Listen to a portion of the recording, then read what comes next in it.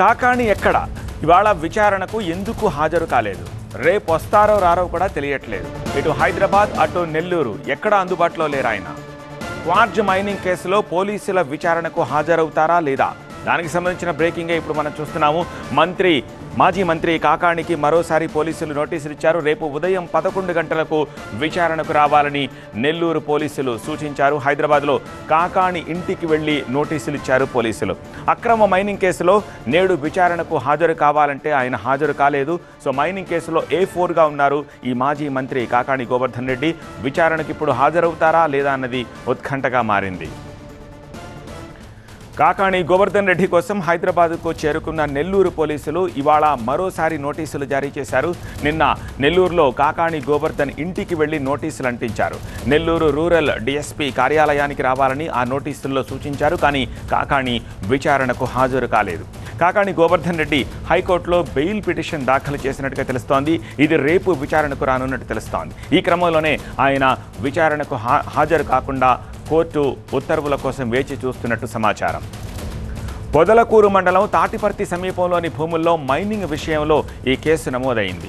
Lease గడువు ముగిసినా అక్రమంగా mining చేశారని ఆరోపణలొచ్చాయి. 1000 టన్నుల క్వార్జ్ను ఇల్లీగల్గా తరలించకపోవడం వల్ల సీనరేజ్ రూపంలో రావాల్సిన ఆదాయం ప్రభుత్వానికి రాలేదని ఆరోపణలు రావడంతో ఈ కేసు నమోదు చేసి విచారణ చేస్తున్నారు పోలీసులు. ఇది రాజకీయ కక్షతో పెట్టిన కేసు అని కాకాణి మండిపడుతున్నారు.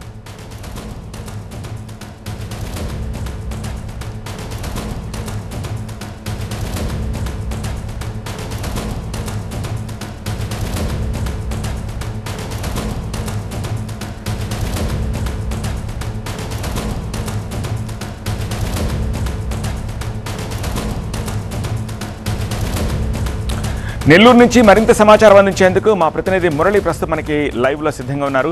మురళి, నెల్లూరు నివాసంలో లేరు, హైదరాబాద్లో కూడా లేరని చెప్తున్నారు. ఇవాళ హైదరాబాద్లో కూడా నోటీసులు ఇచ్చారు. సో నిన్నిచ్చిన నోటీసుల్ని ఎవరు అందుకున్నట్టుగా కూడా కనిపించట్లేదు. ఆయన ఎక్కడున్నట్టు ఏం చెప్తున్నారు? ఆయనకు సంబంధించిన కార్యకర్తలు కానీ లేకపోతే బంధువులు కానీ ఎక్కడి నుంచి అయినా సమాచారం అందుతోందా? అంటే నిన్న సాయంత్రం ఇదే సమయానికి నెల్లూరులో ఉన్నటువంటి నివాసానికి పోలీసులు చేరుకున్నారు. సో ఈ అక్రమ మైనింగ్ కేసులో A4గా ఉన్నటువంటి కాకాని విచారణకు హాజరు కావాలంటూ నోటీసులు ఇచ్చేందుకు నివాసానికి వచ్చారు. అయితే ఆ సమయంలో కాకాని గోవర్ధన్ రెడ్డి లేకపోవడంతో ఇంటికి నోటీసులు అంటించి వెళ్లారు. అయితే ఆ కొద్దిసేపటికే అంటే నోటీసులు అంటించినటువంటి సమయంలో అజ్ఞాతంలోకి వెళ్ళిపోయారు కాకానంటి వార్తలు వచ్చినటువంటి నేపథ్యంలో నేను అజ్ఞాతంలోకి వెళ్ళిపోలేదు అనడానికి ఆయన సోషల్ మీడియా వేదికగా నిన్న ఉగాది వేడుకలు జరుపుకున్నటువంటి ఫోటోలను విడుదల చేశారు. అంటే హైదరాబాద్లోనే ఉన్నారన్నటువంటి సంకేతాలు ఇచ్చారు. అయితే ఆ తర్వాత హైదరాబాద్లో ఉన్నారన్నటువంటి విషయం తెలుసుకున్న తర్వాత మరొక బృందం హైదరాబాద్ బయలుదేరింది. అక్కడ ఇవాళ ఉదయం నోటీసులు ఇచ్చేందుకు కాకాని ఉంటున్నటువంటి నివాసానికి వెళ్ళారు. అయితే ఆ సమయంలో కాకాని గోవర్ధన్ రెడ్డి ఇంట్లో లేరు. వారి కుటుంబ సభ్యులు ఉన్నారు, బంధువులు ఉన్నారు. ఆ బంధువులకి నోటీసులు అందజేశారు. వాస్తవానికి నిన్న ఇచ్చినటువంటి నోటీసుల ప్రకారం అయితే ఇవాళ ఉదయం నెల్లూరు రూరల్ DSP కార్యాలయానికి రావాల్సి ఉంది. అయితే అందుబాటులో లేనటువంటి కారణంగా మరొకసారి నోటీసులు ఇచ్చి రేపు ఉదయం 11 గంటల లోపు నెల్లూరు వచ్చి రూరల్ DSP కార్యాలయానికి విచారణకు రావాలని వాళ్ళు నోటీసులు ఇచ్చినటువంటి పరిస్థితి. అయితే హైదరాబాద్లోనే ఉన్నారన్నటువంటి విషయం మాత్రం మనకు తెలుస్తోంది. అయితే నోటీసులు ఇచ్చినటువంటి పోలీసులకు అందినటువంటి సమాచారం ఏంటంటే మాజీ మంత్రి కాకాని గోవర్ధన్ రెడ్డి కుటుంబ సభ్యులకు చెప్పి వెళ్లారు. ఒకవేళ పోలీసులు వస్తే నోటీసులు తీసుకోండి అన్నటువంటి విషయాన్ని చెప్పి వెళ్ళినట్టు కూడా నెల్లూరు పోలీసులు చెబుతున్నారు. నోటీసులు అందజేసిన తర్వాత రేపు విచారణకు వస్తారా రారన్నది మాత్రం ఇంకా సస్పెన్స్గానే ఉంది. ఆయన ప్రస్తుతానికైతే హైదరాబాద్లోనే ఉన్నట్టు మాత్రం సమాచారం ఉంది. రేపు హైకోర్టులో దీనిపై విచారణ కూడా ఉంది. ముందస్తు బెయిల్ వారం క్రితమే నమోదైనటువంటి కేసుకు సంబంధించి ముందస్తు బెయిల్ కోసం కాకాని గోవర్ధన్ రెడ్డి హైకోర్టును ఆశ్రయించారు. హైకోర్టులో రేపు విచారణ జరగనుంది. కోర్టు ఆదేశాలు ఏ విధంగా ఉండబోతున్నాయి, రేపు కోర్టు ఆదేశాలు అనుకూలంగా ఉన్నా ప్రతికూలంగా ఉన్నా కూడా విచారణకు హాజరవుతారా లేదా, ఒకవేళ రేపు విచారణకు రాకపోతే పోలీసులు నెక్స్ట్ ఏం చేయబోతారనేది మాత్రం ఇప్పుడు చూడాల్సినటువంటి పరిస్థితి. ఇక సెకండ్ స్టోరీ చూద్దాం. హలో ఫిలిప్పీన్స్, ఇటువైపు తెలంగాణ అధికారులు మాట్లాడుతున్నాం. బియ్యం పంపించాం, అక్కడికి చేరగానే సమాచారం అందించండి. ఇది ఇవాళ కాకినాడ పోర్టులో జరిగిన బియ్యం ఎగుమతికి సంబంధించిన సారాంశం. Telangana to Philippines via Kakinada బియ్యం ఎగుమతి ప్రారంభమైంది. ఎన్నో రోజుల నుంచి చేస్తున్న కసరత్తు కార్యరూపం దాల్చింది. తెలంగాణ నుంచి ఫిలిప్పీన్స్ కి బియ్యం ఎగుమతిలో మరో అడుగు పడింది. కాకినాడ పోర్టులో జెండా ఊపి బియ్యం ఎగుమతిని ప్రారంభించారు మంత్రి ఉత్తమ్ కుమార్ రెడ్డి. MTU 1010 రకం బియ్యాన్ని ఫిలిప్పీన్స్ కు ఎగుమతి చేసేందుకు రాష్ట్ర ప్రభుత్వం ఒప్పందం కుదుర్చుకుంది. 8 లక్షల మెట్రిక్ టన్నుల బియ్యం ఎగుమతి చేయాలన్నది ఒప్పంద సారాంశం. తొలి విడతగా 12,500 మెట్రిక్ టన్నుల బియ్యం కాకినాడ పోర్టు నుంచి షిప్ ద్వారా ఎగుమతి చేస్తున్నారు. విదేశాలకు తెలంగాణ బియ్యాన్ని ఎగుమతి చేస్తామని 6 నెలల క్రితమే ప్రకటించిన రాష్ట్ర ప్రభుత్వం ఇందులో తొలి అడుగు వేసింది. ఎగుమతి చేయాల్సిన బియ్యాన్ని తెలంగాణ నుంచి ఏపీలోని కాకినాడ ఓడరేవుకు పంపించింది. అక్కడి నుంచి ఫిలిప్పీన్స్ పంపిస్తున్నారు. ఇప్పటి వరకు విదేశాలకు రైస్ మిల్లర్లు, ట్రేడర్లు, ఎగుమతిదారులు మాత్రమే బియ్యం సరఫరా చేసేవారు. ఇప్పుడు రాష్ట్ర ప్రభుత్వమే నేరుగా బియ్యం ఎగుమతి చేసేందుకు శ్రీకారం చుట్టింది. వచ్చి వాళ్ళు రైస్ శాంపుల్స్ చెక్ చేసుకున్నారు. వాళ్ళ క్వాలిటీ టీం తెలంగాణకు వచ్చి మొత్తం వెరీ క్వాలిటీ కంట్రోల్ చేసుకున్నారు. మరి ఈ తెలంగాణ ప్రభుత్వ సివిల్ సప్లైస్ కార్పొరేషన్ ద్వారా ఫిలిప్పీన్స్ ప్రభుత్వంలో వారి సివిల్ సప్లైస్ కార్పొరేషన్ ఈక్వలెంట్ గా ఇది ఎక్స్పోర్ట్ చేయడం జరుగుతుంది. మా నిరంతర ప్రక్రియగా తెలంగాణలో రైతులకి మేలు జరగాలనే ఉద్దేశంతో వరి రైతులకి మేము సౌత్ ఈస్ట్ ఏషియాలో, ఆఫ్రికాలో అనేక దేశాల్లో మార్కెట్ ఎక్స్ప్లోర్ చేస్తూ దాని భాగంగా ఈ ఎక్స్పోర్ట్ అని చెప్పి నేను మనం చేస్తున్నా. ఫిలిప్పీన్స్ ప్రభుత్వంతో గతంలో తెలంగాణ పౌర సరఫరాల శాఖ మంత్రి ఉత్తమ్ కుమార్ రెడ్డి జరిపిన చర్చలు ఫలప్రదమయ్యాయి. ఇక్కడి నుంచి బియ్యం దిగుమతి చేసుకునేందుకు ఫిలిప్పీన్స్ ప్రభుత్వం అంగీకరించింది. ఈ మేరకు రాష్ట్రానికి డిమాండ్ లేఖను పంపింది. అయితే కొన్ని షరతులు విధించింది. బియ్యంలో నూక శాతం 5% మించి ఉండకూడదని ప్రధానంగా కోట్ చేసింది. ఈ షరతుతో రాష్ట్ర పౌర సరఫరాల శాఖ అధికారులు రైస్ మిల్లర్లతో చర్చలు జరిపి ఆ విధంగా బియ్యం ఉండేలా సూచనలు చేశారు. బియ్యం అక్కడకు చేరిన 60 రోజుల తర్వాత డబ్బులు చెల్లించాలి అన్నది ఒప్పందం. 50 మిల్లుల నుంచి బియ్యాన్ని సేకరించింది రాష్ట్ర ప్రభుత్వం. రాష్ట్రంలో రికార్డు స్థాయిలో ధాన్య ఉత్పత్తి జరిగిందని ప్రభుత్వం చెబుతోంది. బియ్యాన్ని విదేశాలకు ఎగుమతి చేయడం ద్వారా ప్రభుత్వానికి ఆదాయం రావడంతో పాటు రైతులకు మంచి ధరలు లభిస్తాయని ప్రభుత్వం విశ్వసిస్తోంది. అదే సమయంలో మిల్లర్లకు సైతం రాబడి పెరిగేలా ప్రభుత్వం ప్లాన్ చేసింది. రాష్ట్రంలో పెద్ద మొత్తంలో ధాన్యం దిగుబడి వస్తుందని చెప్తోన్న రాష్ట్ర ప్రభుత్వం ఈ ఎగుమతి ద్వారా తెలంగాణ పేరు ప్రపంచవ్యాప్తంగా వినిపిస్తోందని విశ్వసిస్తోంది.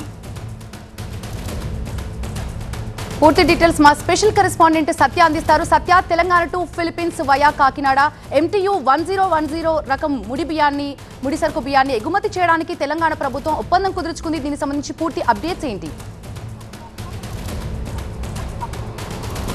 రాష్ట్ర వ్యాప్తంగా కూడా ఏదైతే కాకినాడ పోర్టు తీవ్ర చర్చనీయాంశమైంది. గతంలో కూడా ఇప్పుడు తెలంగాణ మంత్రి ఎవరైతే ఇప్పుడు మంత్రికి సంబంధించినటువంటి ఇక్కడికి వచ్చి ఈ రైస్ను మొత్తం కూడా ఫిలిప్పీన్స్ పంపించడంతో ప్రస్తుతం అంటే తెలంగాణకు సంబంధించినటువంటి రైస్ను మాత్రమే ఇక్కడ ఎక్స్పోర్ట్ చేస్తున్నాం. ఎందుకంటే తెలంగాణలో ఈ అవసరాలు లేవు కాబట్టి కాకినాడ పోర్ట్ నుంచి ఇదంతా కూడా మేము పంపిస్తున్నామని చెప్పేసి ఉత్తమ్ కుమార్ రెడ్డి తెలపడం జరిగింది. అయితే గతంలో Pavan Kalyan seize the ship అన్న విషయానికి సంబంధించినటువంటి విషయాన్ని ఉత్తమ్ కుమార్ రెడ్డి ప్రశ్నించినట్లయితే అది విషయం మాకు సంబంధం లేదు, మేము స్వచ్ఛందంగా రైస్ మిల్లర్స్ నుంచి స్వయంగా తీసుకుని ఈ 12,500 మెట్రిక్ టన్నుల ఈ బియ్యాన్ని అంతా కూడా మేము ఫిలిప్పీన్స్ పంపించాల్సి వస్తుంది. ఎందుకంటే అక్కడ ఒప్పందం తీసుకున్న తర్వాత ఇదంతా సవ్యంగా జరుగుతుందా లేదా ఈ వ్యవహారాన్ని మొత్తం చూసేందుకు నేను స్వయంగా వచ్చి జెండా ఊపి ఈ కార్యక్రమాన్ని ప్రారంభించడం జరిగిందంటూ కూడా ఉత్తమ్ కుమార్ రెడ్డి చెప్పడంతో ప్రస్తుతం ఒక ఇతర రాష్ట్రాలకు సంబంధించి ఒక మంత్రి వచ్చి ఇక్కడి నుంచి ఎక్స్పోర్ట్ చేయడం అనేది ఇదే మొదటిసారి కాకినాడ పోర్టు చరిత్రలో.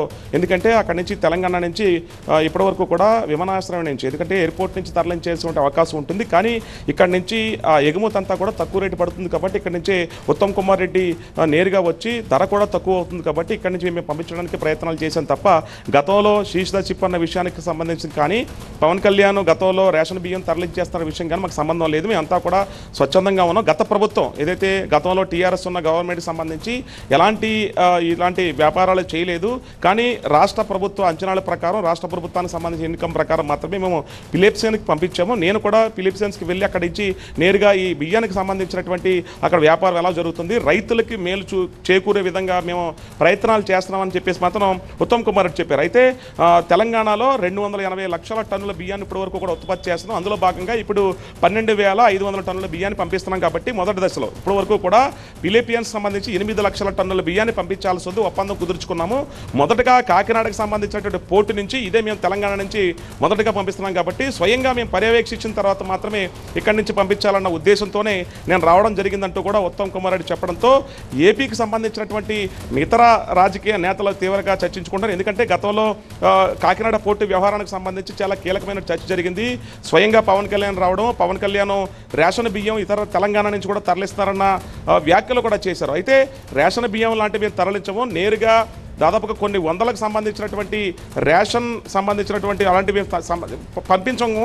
కేవలం ఏదైతే రైస్ మిల్స్ సంబంధించిన యాజమాన్యంతో మేము చర్చించిన తర్వాత మాత్రమే నేరుగా మేము కాకినాడ పోర్టుకి తరలించామని మాత్రం ఉత్తమ్ కుమార్ చెప్తున్నారు. ఇక విదేశాలకు సంబంధించిన వ్యవహారాలు ఇంకా నడుస్తాయి, తెలంగాణ ప్రజలకు మేలు జరిగే విధంగా కూడా మేము ఆలోచిస్తామని ఉత్తమ్ కుమార్ చెప్తున్నటువంటి పరిస్థితి ఇక్కడ కాకినాడ పోర్టులో నెలకొంది. Thank you Satya, thanks for the updates.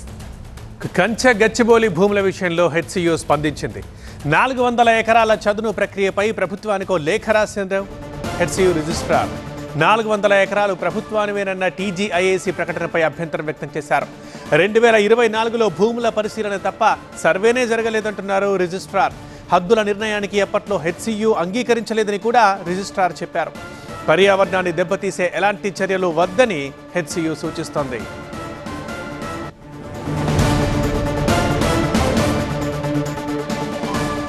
HCU వాదన ఇలా ఉంటే మరోవైపు ఇదే భూములపై తెలంగాణ ప్రభుత్వం మరోసారి క్లారిటీ ఇస్తోంది. ఆ 400 ఎకరాలతో హెచ్సియుకి ముమ్మాటికి సంబంధం లేదంటోంది ప్రభుత్వం. 21 ఏళ్ల క్రితం ఓ ప్రైవేటు సంస్థ కేటాయించారు ఈ భూమిని అని ప్రభుత్వం చెబుతోంది. దానిపై న్యాయ పోరాటం చేసి తెలంగాణ ప్రభుత్వం హక్కు సాధించింది అని చెప్తోంది. చదును ప్రక్రియలో ఎక్కడా రాళ్లకు ఎలాంటి ఇబ్బంది ఉండదు అనంటోంది ప్రభుత్వం. అభివృద్ధికి ఇస్తున్న భూముల్లో ఎక్కడా చెరువు కూడా లేదని క్లారిటీ ఇచ్చింది. రాజకీయ నాయకుల కుట్రలో విద్యార్థులు చిక్కుకోవద్దని సూచిస్తోంది. ప్రభుత్వ విధులకు అడ్డొస్తే కోర్టు ధిక్కరణ కిందకొస్తోందని వార్నింగ్ కూడా ఇచ్చింది ప్రభుత్వం. హైదరాబాద్ సెంట్రల్ యూనివర్సిటీలో ఉద్రిక్త పరిస్థితులకు ఏమాత్రం బ్రేక్ పట్టడం లేదు. ఒకవైపు విద్యార్థుల ఆందోళన, మరోవైపు పోలీసుల మోహరింపుతో హెచ్సియు రణరంగాన్ని తలపిస్తోంది. స్టూడెంట్స్ నిరసనలు కొనసాగుతుండగానే భూమిని చదును చేసేందుకు పదుల సంఖ్యలో జేసీబీలు రంగంలోకి దిగడం హైటెన్షన్ నెలకొంది. హెచ్సియు భూముల వేలాన్ని వ్యతిరేకిస్తూ విద్యార్థులు, విద్యార్థి సంఘాలు కొద్ది రోజులుగా పెద్ద ఎత్తున ఆందోళన చేస్తున్నాయి. ఈ క్రమంలోనే నిన్న భూమిని చదును చేసేందుకు ప్రయత్నిస్తున్న జేసీబీలను విద్యార్థులు అడ్డుకోవడంతో తీవ్ర ఉద్రిక్త పరిస్థితులు నెలకొన్నాయి. దాంతో విద్యార్థుల్ని అరెస్ట్ చేయడం, ఆ తర్వాత రాత్రికి రిలీజ్ చేయడం జరిగింది. అయితే హెచ్సియుకి చేరుకున్న విద్యార్థులు మెయిన్ గేట్ ముందు మళ్లీ ధర్నాకు దిగారు. హెచ్సియు భూముల వేలాన్ని ఎట్టి పరిస్థితుల్లో ఒప్పుకునేది లేదంటూ ఆందోళనల్ని ఉధృతం చేస్తున్నారు. విద్యార్థుల ఆందోళనలు కొనసాగుతుండగానే భూమి చదును చేసే పనుల్లో తెలంగాణ ప్రభుత్వం మరింత వేగం పెంచింది. హెచ్సియు భూముల్లో జేసీబీలు పెద్ద ఎత్తున రంగంలోకి దిగాయి. సుమారు 70 జేసీబీలు భూమిని చదును చేసే పనుల్లో నిమగ్నమయ్యాయి. దీంతో నేలను చదును చేసే ప్రాంతానికి విద్యార్థులు ఎవరూ వెళ్లకుండా పోలీసులు పహారా కాస్తున్నారు. మెయిన్ గేట్ దగ్గర భారీగా మోహరించారు. ఇదిలా ఉంటే హెచ్సియు భూముల వివాదం పొలిటికల్ టర్న్ తీసుకుంది. భూముల్ని అభివృద్ధికిస్తున్నామని ప్రభుత్వం చెబుతుంటే అమ్మేయడం తగదంటోంది బీజేపీ. ఈ క్రమంలోనే హెచ్సియు భూముల వేలంపై నిజ నిర్ధారణ కమిటీ వేయాలని నిర్ణయం తీసుకుంది. ఎమ్మెల్యేలు, ఎమ్మెల్సీలతో కమిటీ వేసి వాస్తవాల్ని ప్రజల ముందు ఉంచాలని భావిస్తోంది. ఇప్పటికే యువమోర్చా ఆధ్వర్యంలో హెచ్సియు భూముల వేలంపై పోరాటాలు కొనసాగిస్తోంది. మా కరెస్పాండెంట్ శ్రవణ్ ఉన్నారు మరింత సమాచారం లైవ్లో అందించడానికి. శ్రవణ్, ప్రస్తుతం ఏంటి అక్కడి పరిస్థితి? ప్రస్తుతం అయితే సుమారుగా నిన్న వరకు 10-15 జేసీబీలతో పని ప్రారంభించారు. రాత్రికి రాత్రి 50 నుంచి 70 జేసీబీ వాహనాలు, హిటాచీ వాహనాలతో నేలను చదును చేసే కార్యక్రమం అయితే జరుగుతుంది. చూడవచ్చు ప్రస్తుతం ఇక్కడ ఒక 4 హిటాచీలతోని జేసీబీ వెహికల్స్తోని నేలను అయితే చదును చేసే కార్యక్రమం చేస్తున్నారు. అరగంట క్రితం వరకు ఇదంతా పూర్తిగా కూడా చెట్లతో కూడుకున్న పని. టివినేని అతి కష్టం మీద ఎక్స్క్లూజివ్గా ఈ ప్రాంతానికి చేరుకుంది. పూర్తిగా చుట్టుపక్కల పోలీసుల పహారా నడుమ ఇక్కడ ఈ నేలను చదును చేసే కార్యక్రమం నడుస్తుంది. ఒక గంట క్రితం టీవీ9 ఇదే ప్రాంతానికి చేరుకున్నప్పుడు ఇదంతా కూడా పూర్తిగా చెట్లతో నిండి ఉన్న ప్రదేశము. కానీ అరగంటలోపే మొత్తం చదును చేశారు. ఈ రకంగా ఈ 400 ఎకరాల స్థలాన్ని వారం నుంచి 10 రోజుల్లో పూర్తిగా చదును చేసే విధంగా మొత్తం జేసీబీల సంఖ్యను కూడా మరీ పెంచుతున్నారు. పెద్ద పెద్ద వాహనాల్లో జేసీబీలను ఇక్కడికి తరలించి నేలను చదును చేసే కార్యక్రమం జరుగుతుంది. మరోపక్క హెచ్సియు కూడా దీని మీద స్పందించింది. అయితే హెచ్సియు రిజిస్టర్ ఒక లెటర్ని విడుదల చేయడం జరిగింది. 2006లో రాష్ట్ర ప్రభుత్వం IMG academy Bharat private limited నుంచి 400 ఎకరాలను తిరిగి తీసుకుంది. దానికి కాంపన్సేషన్ కూడా ఇస్తానని అప్పట్లో ప్రభుత్వం చెప్పింది. అయితే ఆ 400 ఎకరాల భూమిని గుర్తించడానికి హెచ్సియులో ఎటువంటి సర్వే అయితే ఇప్పటివరకు నిర్వహించలేదు. రెవెన్యూ అధికారులు జూలై 2024న సర్వే చేసినట్లుగా జరుపుతున్న ప్రచారం అవాస్తవం. అట్లాంటి సర్వే ఏమీ చేయలేదు గత సంవత్సరం. గతంలో కేవలం టోపోగ్రఫీ కోసం ప్రాథమిక పరిశీలన మాత్రమే జరిగిందనేది హెచ్సియు రిజిస్ట్రార్ నుంచి ఒక లెటర్ వచ్చింది. ఆ లెటర్ ద్వారానే వస్తున్న సమాచారం. భూముల సరిహద్దులు తేల్చడానికి అంగీకరించినట్లు టీజీఐఐసి చేసిన ప్రకటనను ఖండిస్తున్నట్టుగా హెచ్సియు రిజిస్ట్రార్ నుంచి ఒక లెటర్ వచ్చింది. వాస్తవానికి భూమి సరిహద్దును గుర్తించలేదు, గుర్తించినట్టు హెచ్సియుకు సమాచారం కూడా లేదు. భూముల వేల నిర్ణయంపై ప్రభుత్వం పునరాలోచన చేయాలని కోరుతున్నాము. పర్యావరణాన్ని, బయోడైవర్సిటీని కాపాడాలని ప్రభుత్వాన్ని కోరుతున్నాము. అంటే హెచ్సియు కూడా దీని మీద మొదటిసారిగా స్పందించింది. హెచ్సియుతోని విద్యార్థులు సంప్రదింపులు నిన్నటి నుంచి జరుపుతున్నారు. దానికి సంబంధించిన పూర్తి సమాచారం వస్తుంది. సో చూడవచ్చు ఇక్కడ అంతా కూడా అక్కడ ఎదురుగా కనిపిస్తే నెమళ్ళు మనకు పూర్తి క్లియర్గా కనిపిస్తున్నాయి. రాత్రి కూడా ఫ్లడ్ లైట్ల వెలుతురులో దీన్ని చదును చేస్తున్నప్పుడు అక్కడ నెమళ్ళ సౌండ్లు, జింకల సౌండ్లు, వాళ్ళు అరుస్తున్న చప్పుళ్ళు అయితే వినిపించాయి. ఇప్పుడు కూడా టీవీ9 అతి కష్టం ఇది ప్రాంతానికి. ఏదైతే 400 ఎకరాలు చుట్టూతా కనిపిస్తున్న ఏదైతే గ్రీనరీ మొత్తం ఉందో ఆ గ్రీనరీ మొత్తాన్ని కూడా చదును చేసి దీన్ని డెవలప్ చేసి ఇండస్ట్రియల్ కారిడార్ లాగా డెవలప్ చేయాలనేది రేవంత్ సర్కార్ నిర్ణయం. కానీ విద్యార్థులు తీవ్రంగా దీన్ని వ్యతిరేకిస్తున్నారు. ఇది చాలా వైవిధ్యభరితమైన ప్రాంతము. రకరకాల వివిధ రకాల మొక్క జాతులు ఉన్నాయి, వృక్ష జాతులు ఉన్నాయి, పక్షులు ఉన్నాయి, స్పీసీస్ ఉన్నాయి, జింకలు ఉన్నాయి. ఇలాంటి దాన్ని డిస్టర్బ్ చేస్తే జీవ వైవిధ్యం దెబ్బతింటుంది. లంగ్స్ ఆఫ్ హైదరాబాద్గా హెచ్సియు యూనివర్సిటీకి ఉన్న పేరు. ఎందుకంటే పూర్తిగా సుమారుగా అటు ఇటుగా 2000 ఎకరాల్లో విస్తరించున్న ప్రదేశంలో మొత్తం అడవి ప్రాంతం ఎక్కువగా ఉంటుంది. కాబట్టి ఆ ఎదురుగా కనిపిస్తున్న బిల్డింగే హెచ్సియుకి సంబంధించిన, హైదరాబాద్ సెంట్రల్ యూనివర్సిటీకి సంబంధించిన management block and department of economic, department of management స్టడీస్కి సంబంధించిన బ్లాకు. దానికి ఆపోజిట్గా ఉన్న ఏదైతే 400 ఎకరాలు ఉందో ఇది పూర్తిగా హెచ్సియుకు సంబంధం లేదు అనేది ప్రభుత్వం చేస్తున్న వాదన చూడొచ్చు. ఇక్కడ నుంచి మనం చూస్తున్న నెమళ్ళు చాలా క్లియర్గా మనకు కనపడుతున్నాయి. చుట్టుపక్కల ఇవన్న ప్రాంతంలో నెమళ్ళు కూడా చాలా తిరుగుతున్నాయి. సో ఈ ప్రాంతాన్ని పూర్తిగా చదును చేసే కార్యక్రమం అయితే శరవేగంగా జరుగుతుంది. అతి కష్టం మీద టీవీ9 ఇక్కడికి చేరుకోగలిగింది. ప్రస్తుతం 70 నుంచి 80 జేసీబీలు అయిండొచ్చు, హిటాచి వెహికల్స్ అయిండొచ్చు, ఈ మట్టిని తరలించేందుకు అయిండొచ్చు, లేదా చెట్లను తరలించేందుకు సంబంధించిన వెహికల్స్తో మొత్తం పని చేస్తున్నారు. పెద్ద పెద్ద లారీలతో ఈ ఏరియాకి జేసీబీలను, హిటాచి వెహికల్స్ను, ఇతరత్ర వెహికల్స్ను అయితే తరలిస్తున్నారు. జేసీబీలు పనులు అయితే చేస్తున్నాయి. మరోపక్క ప్రభుత్వం హెచ్సియుకు ఈ ల్యాండ్కు ఏ రకంగా సంబంధం లేదు, ఇది పూర్తిగా ప్రభుత్వ ఆధీనంలో ఉన్న ల్యాండ్, ఇది కోర్టు డిస్ప్యూట్లో ఉంటే మా ప్రభుత్వం వచ్చాక దీన్ని హైకోర్టులో దీన్ని కేసు గెలిచి మేము దీన్ని తీసుకున్నాము, దీన్ని ఇప్పుడు ఇండస్ట్రియల్ కారిడార్గా డెవలప్ చేయబోతున్నామంటూ సీఎం రేవంత్ రెడ్డి ప్రభుత్వం చెప్పుకొస్తుంది. కానీ విద్యార్థులు మాత్రం ఎట్టి పరిస్థితుల్లో ఈ స్థలాన్ని చదును చేస్తున్నారు. ఎట్టి పరిస్థితులు ఇక్కడ జేసీబీలను తొలగించే వరకు ఎట్టి పరిస్థితుల్లో కూడా ఈ ఉద్యమం మేము ఆపే ప్రసక్తి లేదు. అవసరమైతే హంగర్ స్ట్రైక్ చేసైనా సరే ఈ స్థలాన్ని మేము సాధించుకుంటాం అంటున్నారు. ప్రస్తుతం అయితే టీవీ9 ఎక్స్క్లూజివ్గా ఇక్కడ జరుగుతున్న నేలను చదును చేసే కార్యక్రమానికి సంబంధించిన విజువల్స్ అయితే చూపిస్తోంది. రైట్ 5/5లో ఫోర్త్ టాపిక్ చూద్దాం. బీజేపీ ఎంపీలతో పార్టీ అధ్యక్షుడు నడ్డా సమావేశమయ్యారు. జమిలీ ఎన్నికలపై చర్చ జరుగుతోంది. 1 నేషన్ 1 ఎలక్షన్ అవసరంపై ఎంపీలు ప్రజలకి వివరించాలన్నారు నడ్డా. జమిలీ ఎన్నికలపై తప్పుడు ప్రచారాన్ని తిప్పికొట్టాలని సూచన చేశారు నడ్డా. బీజేపీ ఎంపీలతో ఆ పార్టీ అధ్యక్షుడు నడ్డా భేటీ అయ్యారు. వీడియో కాన్ఫరెన్స్ తో బీజేపీ ఎంపీలతో మాట్లాడారు. జమిలీ ఎన్నికలపై ఆయన ఎంపీతో చర్చించారు. 1 నేషన్ 1 ఎలక్షన్ గురించి తమ నియోజకవర్గ ప్రజలకి అవగాహన కల్పించాలని సూచించారు. జమిలీ ఎన్నికలపై విపక్షాలు చేస్తున్న తప్పుడు ప్రచారాన్ని తిప్పికొట్టాలన్నారు. జమిలీ ఎన్నికలపై కేంద్రం ఏర్పాటు చేసిన జాయింట్ పార్లమెంటరీ కమిటీ విస్తృతంగా చర్చలు జరుపుతోంది. ఇదే సమయంలో పార్టీ ఎంపీలతో నడ్డా సమావేశం కావడం ప్రాధాన్యతని సంతరించుకుంది. ఇదే అంశానికి సంబంధించి మనకి పూర్తి అప్డేట్స్ ఇవ్వడానికి మా ప్రతినిధి మహాత్మా సిద్ధంగా ఉన్నారు. మహాత్మా, చెప్పండి, సమావేశం యొక్క ముఖ్య ఉద్దేశం ఏంటి? జేపీ నడ్డా ఎటువంటి సూచనలు చేశారు నేతలు? భారతీయ జనతా పార్టీ జాతీయ అధ్యక్షుడు జేపీ నడ్డా ఈ సమావేశాన్ని ఏర్పాటు చేశారు. 4 గంటలకు వీడియో కాన్ఫరెన్స్ ద్వారా దేశవ్యాప్తంగా ఉన్న ఆ పార్టీ ఎంపీలందరూ ఈ సమావేశంలో పార్టిసిపేట్ చేయాలని చెప్పి ముందుగానే సమాచారం ఇచ్చారు.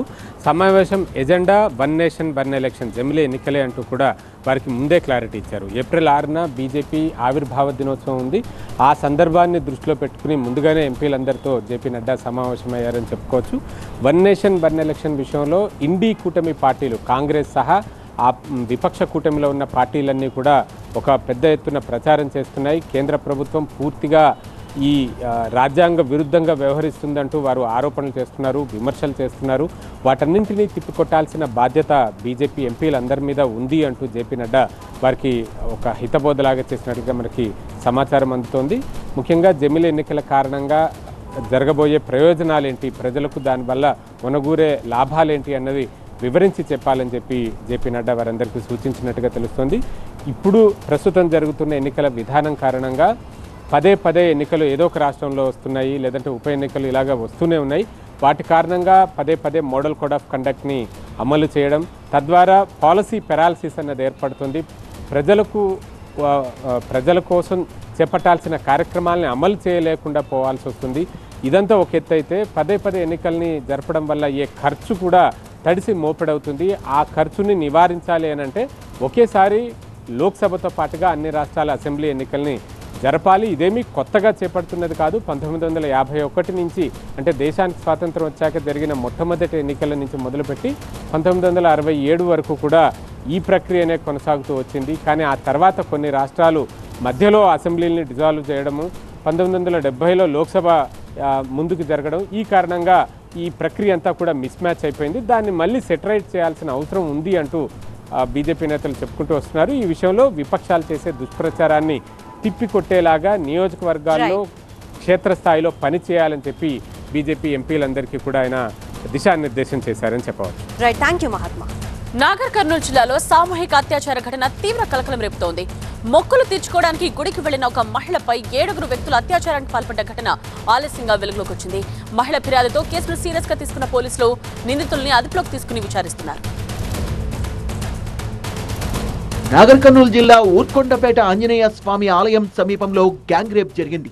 ఊర్కొండపేట ఆంజనేయ స్వామి ఆలయానికి మంచి పేరుండడంతో మొక్కులు చెల్లించుకునేందుకు కుటుంబం శనివారం అక్కడికి వెళ్ళింది. ఏదైనా కోరిక మొక్కుకొని ఈ ఆలయంలో రాత్రి నిద్ర చేస్తే కోరిన కోరికలు తీరుతాయని భక్తులు నమ్ముతుంటారు. క్రమంలో కుటుంబం ఆలయానికి వెళ్ళగా వారిలో మహిళ కీచకులకు టార్గెట్ అయింది.